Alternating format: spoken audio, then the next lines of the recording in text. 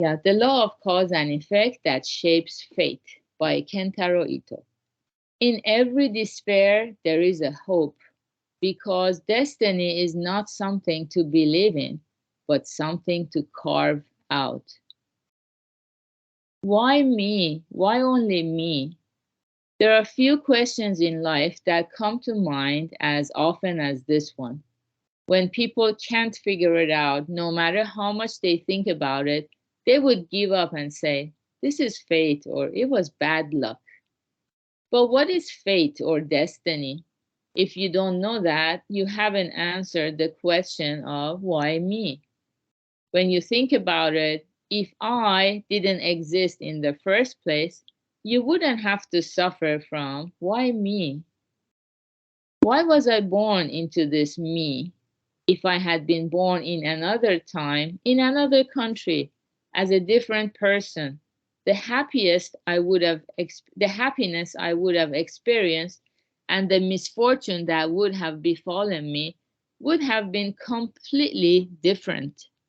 Each one of us was destined at birth to be born with this face, personality, and talent. Therefore, there is no single person who does not have a destiny or fate. Then who decided my destiny? Is it God, the devil, man, or just a coincidence? This is the fundamental issue that will determine the destiny of your entire life and the next if there is an afterlife. There is only one thing that all people are looking for: happiness. And there is only one way to be happy, and that is to have a happy destiny. Far more wonderful than wealth and power is a happy destiny. There is the story about a wise man who mastered the simple truth and a king who learned it the hard way.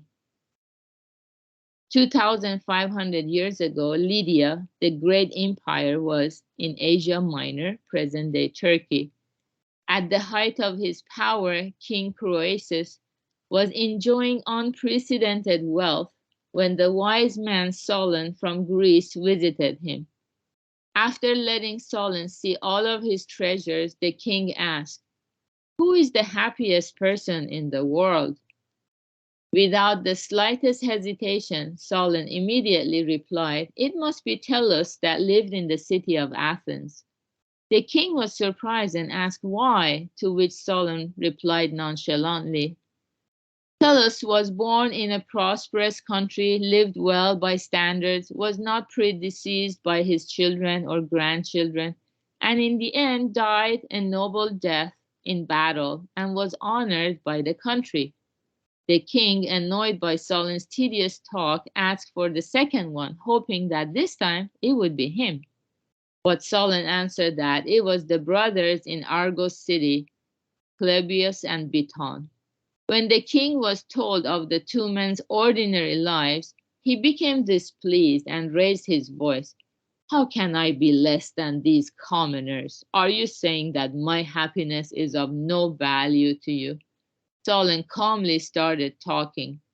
"If the human lifespan is 70 years, that's roughly 26,000 days. Not a single day is the same. I wonder what destiny awaits us in the future. Certainly, money can be helpful in dealing with illness, accidents, and disasters. But if you're lucky, you won't have to deal with such disasters, so you don't need the extra money. There are many people who have wealth, but they are still suffering from illness and loneliness. I believe that the happiest life is the one where you can enjoy your work, have good health, and live out your natural life with your family in harmony. There are plenty of people who have fallen from the highest peak of their lives to the deepest abyss. Even if you are the lord of a country now, when you see the end result, you may be more miserable than those who live for the day.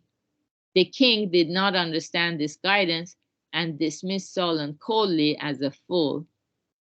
Okay, so maybe up to here. This is a famous story, but I think it's very important to think about, well, in Buddhism, we don't use fate or destiny, but basically it means how our life is getting unfolded day after day after day, which if we add it all up, it becomes, in a sense, one's destiny or fate. Were they happy or unhappy? And in Buddhism, obviously, we are seeking for the enlightenment or the happiness that holds us fast, never to abandon us.